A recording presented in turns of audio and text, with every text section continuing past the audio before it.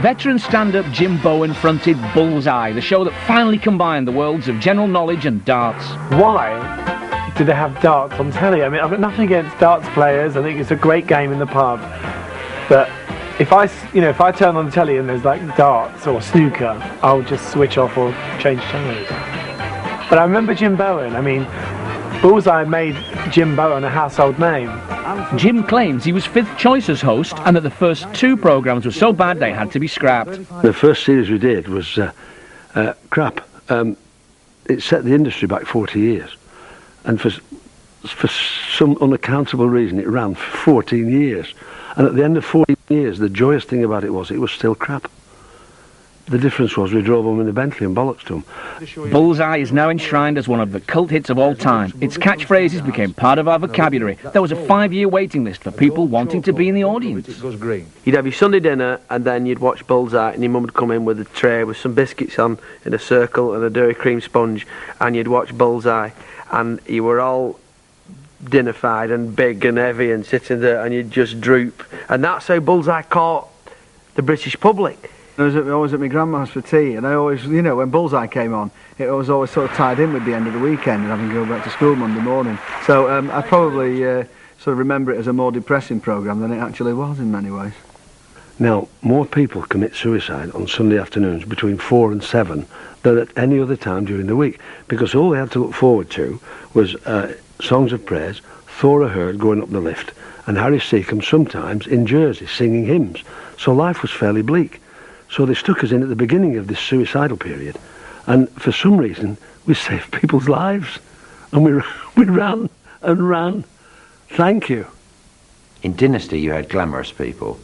In Bullseye, glutinous people. We loved doing Bullseye. We enjoyed it because it was fallible. Everybody could answer the questions like who came second in the last war. You'll never get this. What is the name of the picture of the lady with the enigmatic smile? Mona Lisa. The Mona Lisa, that's right. All right. Everybody could throw darts better than the guys on there. And she's missed. And everybody could compare it better than me, and that was absolutely true, because the first series I was horrific. I knew what he was going through, because when, as a comic, you are controlling everything. You go out there, you do your own thing. And that's what's great, you control. When you've got all this to remember. It was all about learning your cameras. You know the story. You sit there, you look at a light. I'm looking, there's a light. Good evening, ladies and gentlemen, welcome to the... And if you're looking there or there and the camera's here, you look a brat, don't you? Yeah. Lovely. What do you do, Joyce? Housewife. Housewife. Well, that's not bad, is it? It's all right, because housewife, they don't seem to do all that much these days, do they, housewife? Is it... Did I say that? Oh, did I say the wrong thing then, did I? My son would come back from school. He was at boarding school for the week. He'd come back for the weekend. He could not miss Bullseye. He had to watch Jim Bowen. Morgan, thank you. Used to watch it, probably for the same reasons as many other people did, in amazement and wonder and bewilderment as to why are we sitting? And he said, would you believe it? He said, your man Bowen, he said smashing 41 times in 25 minutes. Good God, that's skill to do that. Been smashing having you with us. But I never said super smashing great. I think I said smashing then. It's been super having you with us. And then the impressionist got hold of it. Great, smashing, super. I never actually said super smashing great, although now it's linked, intertwined with me now forever.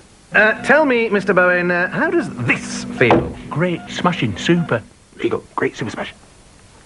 Oh, you could have won. What he really used to like about Bullseye was the way that they would really torture people at the end by showing them what they could have won. You know, this is what you could have had, you know, but you haven't. You stupid, thick people, you know. So I just said it one week. I said, well, look at what you could have won. And they went, yeah. It was awful, but you had to say it. But hey, you haven't won, so somebody next week will win that. Take care, bye-bye. Would you like to see what you would have won? Come and have a look at it. Tonight's star prize, come and have a look at this. Oh, look at that. It was always a speedboat, wasn't it?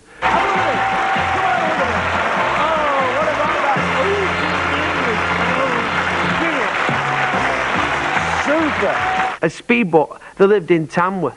2 men had won a speedboat that lived in Tamworth, 200 miles from any water. They won a speedboat. Every week my sister would say, how did they split a speedboat? How did they split a fitted kitchen? They're just friends. What happens now? I mean, do they take like half the units each home and try and fit them in, you know, to this house? You know, what do they do? Do they argue about it? They probably You go know? and live with each other. Well, exactly, you know. I mean, do they go and cohabit just to take advantage of this wonderful, this super smashing, lovely fitted kitchen they've had?